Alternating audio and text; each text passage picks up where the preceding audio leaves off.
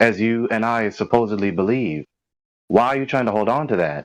Well, I'm trying to get to the truth of where I'm not trying to like discount something. And specifically in mentioning 1 billion years, I was giving an exaggeration, speculating about what Hubble would say, given his quote, the 1937 quote that would supposed to. Yeah, I got the thrust of what you were saying. It requires intellectual honesty to see the value of this quote, but it is very significant if you're honest. And I know a lot of people don't know this, right? Redshift is a Doppler effect. I just now took a picture for you so you can read it yourself. Everyone knows that. Okay? Well, if the redshift viewed in the sky is a Doppler effect, which is what redshift is, then that would require that space be very dense. We are encompassed in a very dense fluid-like medium, thousands of times more dense than the air, and the stuff in the sky moves central to the Earth as a beautifully intricate, magnificent timepiece that was created and designed, and everything is local to the Earth. You have to claim something antithetical to what redshift actually is to believe anything other than that. The irony Okay, of me being called a science denier, the irony of you claiming your side has better legs to stand on is hilariously ironic, bro, because it is the opposite of the truth. okay, I hear what you're saying, which I think is that the density redshift is caused by density thousands of times higher than the Earth's atmosphere, and I get that that's something that you may claim or say. Um, I don't think that's what Hubble meant with his quote. That specific quote, I think he was talking about something different than what you're talking. Oh, what was he talking about? Because I read it in context. I know about. exactly what he's talking about. Yeah, when he meant dense, he meant way less dense than the Earth's atmosphere. When he said young, he meant at least 1 billion years. And when he said small, he meant at least 100 light years. That's what I think. Yeah. Oh, wow. Can you prove that? And how much less dense than the atmosphere? Explain to me, because he says curiously dense. So explain to me exactly what's Yeah, going on. curiously denser than previously thought. Which would be what? Pretty much, they thought of a really diffuse, almost infinitely large, almost infinitely old universe. So anything that is less than 20 billion years might be considered young. So I can't believe you haven't picked up. I'm setting you up every time. Here's Edwin Hubble. I'm just setting you up, Matthew. So thus the theory might be we all know you will try to hand wave dismiss this one as well, and then no, not hand wave dismissed. To get to the truth. You're hand wave dismissing it by just appealing to what you can speculate. No, it's just sort of a vague knowledge of the history of cosmology and astronomy. Well, you are making stuff up, specifically when you just make up what he meant by how far and how much. It's like you don't know it's that. An educated guess. Because specifically you haven't read. So like this information is coming from the authority that you're tapping into right now, which isn't even them. Therefore, it's the thing in your mind, and if it isn't truth, it's a scary other thought to be listening to, right? You know, you know what I mean? Like these adversarial thoughts to truth is very, very suspicious. Yeah, it's educated You guess. have yet to once give a reaction where it demonstrates that you are taking pause and taking to heart what these quotes are saying. Oh no, I like these quotes. You immediately give some kind of alternative interpretation of the quotes than what is obviously the thrust of the quote that undermines the supposed ACP. No, not alternative. I'm trying to get at what I think they meant. Like I'm Hey, looking Matthew, post wondering what they meant. Is redshift Doppler effect? Yes. Okay, so what evidence do you have that it's not? What evidence do I have that it's not what I think it is? Well, in space it can't be that. No. They claim it's not that. Why can't Doppler effect work in space? Because it would require it be much more dense and more local. No, Doppler effect has to do with the speed of something moving away from you. If redshifts are Doppler shifts, then it requires the medium be much more dense. Are you thinking of Doppler effect like sound? Sound requires a medium. but light doesn't. There you I think go. you're confused about Doppler effect. When they say Doppler effect, they're talking about how the wavelengths get stretched as they move away from you. It's similar to how sound wave gets stretched when something moves away from you and it's going through a medium, but you don't need a medium for light waves. No, you're not understanding. If the redshifts in space are Doppler effects, that means that the medium would be more dense. And I just showed you Edwin Hubble telling you that, which is one of the priests of your current paradigm. That's false. It does not mean that there needs to be any medium or any density for redshifts to happen. It said it would have to be a closed system, and it would be dense and more local. Yes, so redshifts imply the density is higher, but it doesn't require the density. I think that's If maybe where you're redshifts are getting Doppler confused. effects, it does require it. No. Okay. Well, no, here's Well, the no. central dispute right now with the medium. Matthew, is light a wave? It can be seen as a wave, so sure. Does a wave need a medium to propagate through? No. So what is waving? Electromagnetic waves can go through a vacuum. Hold on. A wave is propagating through what? A vacuum. So nothing is waving. No, it's just that their electromagnetism, like if you turn on your radio, there doesn't have to be anything between your radio antenna and the Matthew, you've made another ontological blunder. What is a wave? it's a change in potential of electromagnetism. That's what electromagnetic wave is. What is a vacuum? There's nothing in there.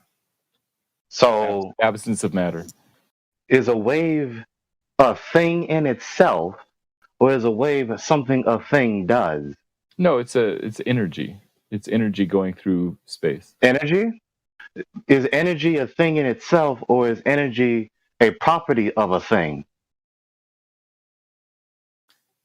I don't know. That's kind of a hard question to answer because it's not. It's like a property of matter, but it also can propagate through a vacuum. Are you trying to say that electromagnetic waves go through some kind of magical ether? Matthew, I'm saying that a wave itself is not a thing. A wave is what a thing does. Energy is not a thing itself. Energy is a property of a thing. Okay, And yeah. waves, which is what a thing does, cannot happen in nothing because nothing cannot wave and nothing cannot have energy. Interesting. So you're literally saying that electromagnetic energy can't go through a vacuum. That sounds like what you're saying, A right? vacuum, No. there's still something there. It's called 0-point energy. What are you talking about? Yeah, that's my point, because he just claimed that vacuum is the absence of everything, and he can never actually demonstrate that in reality, so all of his claims are baseless. That's actually where they Absence of matter. discrepancy. So light cannot propagate through a void, nothing, absolute absence. It must have a medium because the medium is the thing that's waving. Yeah, and Matthew, no man on earth has ever created an absolute vacuum. And you can't have energy without a thing because no thing has energy. Well, Absolute absence doesn't have energy. what if I said the fabric Can't have of energy. space-time? Vacuum is the fabric of space-time, and if I say a vacuum means there's no matter in it, would that satisfy your? It's not just space-time. There's 0-point energy there. It's also, you can never show that there's no matter in there either, so... And space and time are universal abstracts that don't have any substance, so you can't bend them. Why do you keep saying it's just space and time in there when there's literally 0-point energy in there? Yeah, and there's still a tiny, tiny bit of pressure because there's still 1 or 2 gas molecules still in there. This is where you got to 10 to the 120th power problem. I don't see it as a problem. I think it's just kind of like this they haven't figured out the cosmology yet. No, it's Well, fundamentally it's a a problem problem regardless with if you're not seeing it as one. that's the whole point. Relativity cannot be correct as is. It literally cannot be correct. It's true. They need to fix it. Okay, so it's useless. All right. Thus, the theory might be valid, proved, provided the universe were packed with matter to the very threshold of perception. Nevertheless, the ever-expanding model of the first kind seems rather dubious. It cannot be ruled out by the observations, but it suggests a forced interpretation of the data. The disturbing features are all introduced by the recession factors, by the assumption that redshifts are velocity shifts, the departure from a linear law off redshifts, the departure from uniform distribution, the curvature necessary to restore homogeneity, the excess material demanded by the curvature. Each of these is merely the recession factor in another form. If the recession factor is dropped, if redshifts are not primarily velocity shifts, the picture is simple and plausible. There is no evidence of expansion and no restriction of the timescale, no trace of spatial curvature, and no limitation of spatial dimensions. Moreover, there is no problem of internebular material. Edwin Hubble, The Observational Approach to Cosmology, page 63. And of course, internebular material is referring to dark matter and dark energy.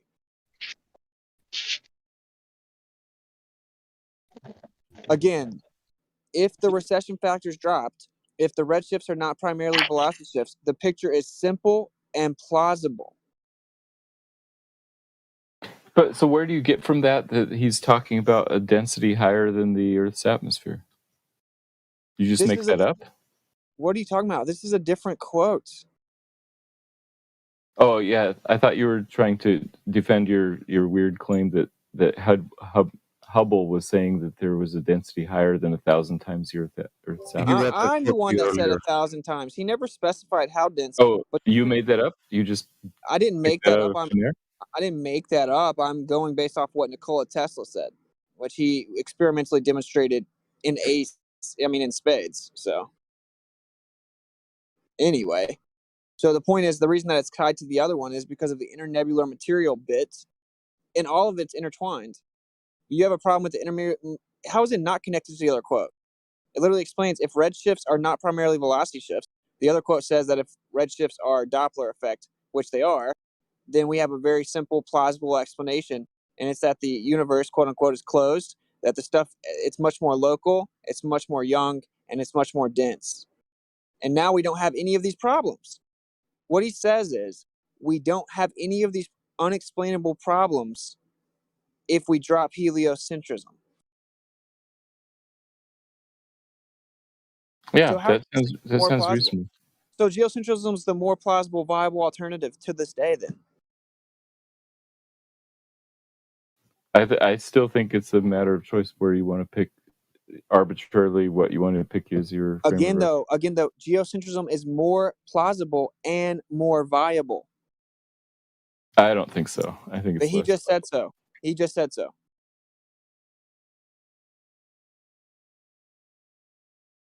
So you disagree with Edwin Matthew, you did it again. You did it again. Edwin Hubble one thing, have so many problems with your way of quoting him.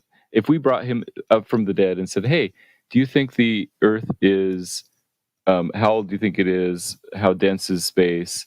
What shape is it? What do you choose as the center?" I think he would completely, radically disagree with your characterization. You're wrong. If Edwin Hubble saw the CMB map, he would immediately be like, "Wow, we have confirmation of what I initially speculated in the 30s." And he'd be here in the Flat Earth servers shilling Flat Earth. Not shilling. Matthew, you did it again. The God says one thing, the academic professionals say the opposite, you go with the academic professionals. The academic professionals say one thing, you disagree with it, you go with yourself. Oh, I go with the truth, like God's word and God's world. You just said I disagree so as to negate what the academic professionals say. Yeah, even worse than that, he imagines they rise from the dead to agree with him. That was a figure of speech, obviously. That's not going to happen. Okay. So all masses, all motion, indeed all forces are relative. There is no way to discern relative from absolute motion when we encounter them. Whenever modern writers infer an imaginary distinction between relative and absolute motion from a Newtonian framework, they do not stop to think that the Ptolemaic and Copernican are both equally true, Ernest Mach, A Book I Cannot Read, 8th edition, 1921, page 222. But you want to say the Ptolemaic is not equally true. That you want to assign special truth to Ptolemy instead of Copernicus. That's right. Because of the dark matter, dark energy problem, I don't have to deal with it. Because of the spatial curvature problem, I don't have to deal with the internebular material problem. I don't have to deal with. So that's right. I have a more viable alternative objectively. So when he says they're both equally true, then you disagree with him. He's talking about. I disagree if he would say that they are both as viable, but he would never say that. Well, even if he's saying either coordinate system is viable, you've only taken angular measurements and derived the actual coordinate system from the Ptolemaic. Let me also explain this to you, Matthew. This quote's from 1921, and the discrepancy with quote-unquote dark matter was discovered in 1933, showing that there's only 1% of the needed mass in the galaxies. Therefore, he said this quote prior to finding out the crux of my argument, which shows that viability leans towards geocentrism. So your point has been thoroughly refuted.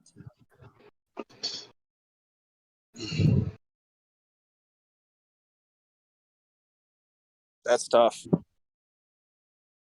I don't find it tough at all. I dispute the characterization that my point has been thoroughly refuted. Well, you just said I'm disagreeing with him, but you were wrong, because I'm not disagreeing with him, because this was 12 years prior to the discrepancy of dark matter being discovered. So you were thoroughly refuted. It's just subjective. The Earth is flat. You're like shutting down, Matthew. All right, next. The Earth is indeed the center of the universe. The arrangement of quasars on certain spherical shells is only with respect to the Whoa. These shells would disappear if viewed from another galaxy or quasar. This means that the cosmological principle will have to go. Also, it implies that a coordinate system fixed to the Earth will be a preferred frame of reference in the universe. Consequently, both the special and general theory of relativity must be abandoned for cosmological purposes. Y.P. Varshny, the redshift hypothesis for quasars, if the Earth is the center of the universe, Astrophysics and Space Science, 43, 1976. Let me read that conclusion for you again. Consequently, both the special and general theory of relativity must be abandoned for cosmological purposes.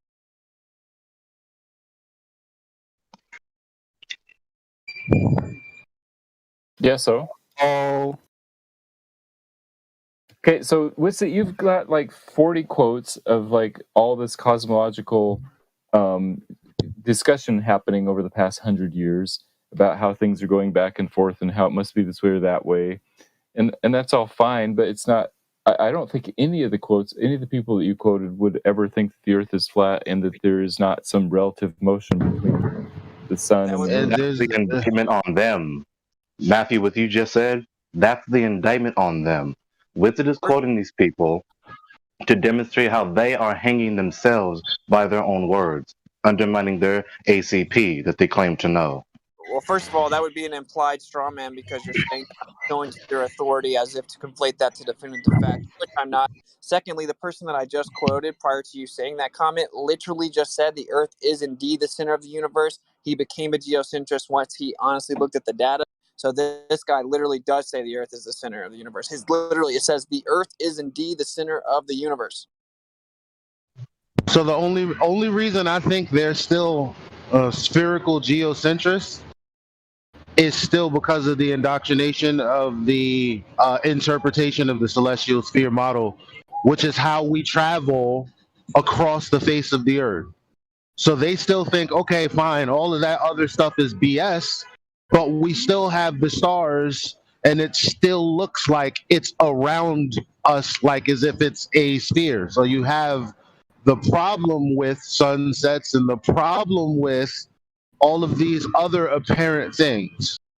And so a geocentrist just interprets that as, well, it's still a sphere, because we can't explain sunsets and all the other stuff that you still have issues with. Well, and GPS doesn't mean that it's a sphere. TVs, all kinds of like engineering stuff. Yeah. I'm sorry? You said what? Oh, I said that plus the engineering success of GPSs and satellite TVs and other things. Right. All of that has to do with the timing of the sky. Everything. All of that. The GPS that you're talking about has to do with the timing of the sky and our ability to synchronize with it. So again, unless you're begging the question, as a matter of fact, exactly what you're trying to do is exactly what a geocentrist would do to validate his bias in a sphere. It's exactly what he would do. So you're making my point. About these academic professionals, which Elijah just remarked on, once again, another instance. So many persons, this is what the vast majority, this is what disbelievers are guilty of. Unjustified faith commitment in some other person or persons apart from Yah, the ultimate authority of knowledge, the omniscient eternal one. This is getting bad. Dark Yeah. energy is problematic. No one really knows what it is. We can make an educated guess and use quantum theory to estimate how much of it there might be, but then we overshoot by an astounding factor of 10 to the 120th power. That is grounds enough, says George Ellis, to take a hard look at our assumptions about the universe and our place in it. If we analyze the supernova data by assuming the Copernican principle is correct and get out something unphysical, I think we should start questioning the Copernican principle. Whatever our theoretical predictions, they will in the end have to give way to the observational science. So what would it mean if the outcome were that the Copernican principle is wrong? It would certainly require a seismic reassessment of what we know about the universe. If the Copernican principle fails, all that goes with that, the Big Bang, goes out the window too. Cosmology would be back at the drawing board. If we are in a void, answering how we came to be in such a privileged spot in the universe would be even trickier. Marcus Chown, If the Earth is at the Heart of a Giant Cosmic Void, New Scientist, 2008. Thank you, Marcus Chown. Ooh, I like that quote. It's not just me. I know you like it. It's not just me that heard what Witchett was saying, which is what someone else already said. It's not just Witchett interpreting it that way, but this guy is also seeing the same information that we're seeing and coming to the same conclusion. The only difference is you seem to think that the figure that he just laid out is minuscule, while he said it's cause for taking a hard look. Why do you think that is? Yeah, this is great because he says it sounds like he has a philosophical commitment against answering how, like he said, answering how we came to be in such a privileged spot in the universe. And to me, I don't see that surprising at all. I think that it makes sense that we would be in a privileged spot in the universe if that's indeed. No. The number that you said was minuscule, insignificant when it comes to the vastness of the cosmos. Well, that he's talking about that. The same thing you were talking about earlier, maybe an hour ago, except he's saying that this is cause for taking a hard look. So why do you think that you've interpreted it as minuscule and he's interpreted it as he needs to take a hard look? Yes, because I was talking about the shape of the solar system, you know, the sun, moon, planets, that type of stuff. He's looking at the bigger principle, and the bigger principle, like he's saying, oh, we have to take a hard look as to where that solar system is located. Because the assumption, the atheistic assumption would be that it's just some random spot in the universe. But it sounds like from this quote, he's saying, hey, look, it may be that we are actually in a privileged spot, which wouldn't be surprising to me. I'd be like, oh, well, I think God might have put us in a privileged spot, like he says. Wow. A fundamental presupposition. Wait, I'm sorry. I just want to point out one more time.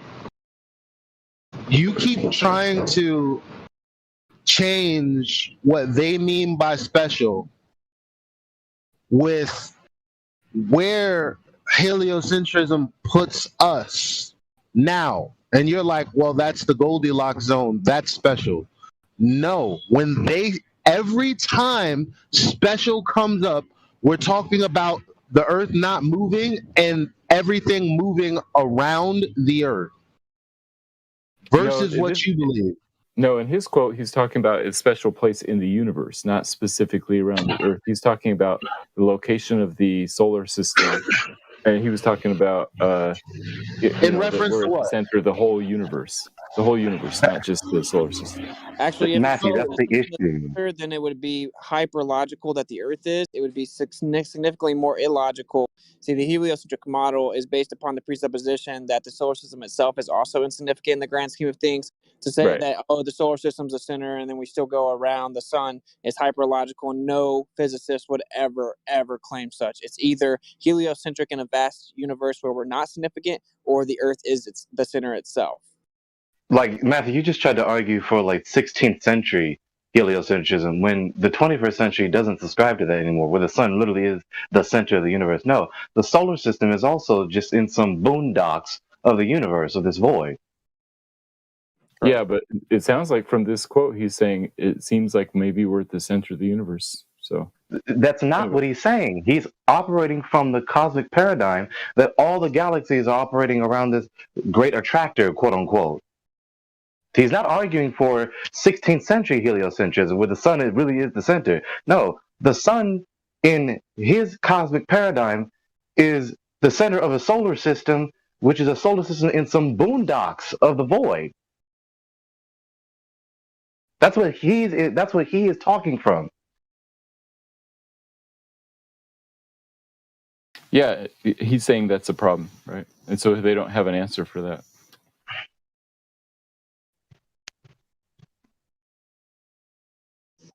If anyone wants me to stop, you can tell me to stop, because I know it's been like... No, keep going. Keep going. All right. A fundamental presupposition of modern cosmology is the Copernican principle, that we are not in a central or otherwise special region of the universe. Studies of type La supernova, together with the Copernican principle, have led to the inference that the universe is accelerating in its expansion.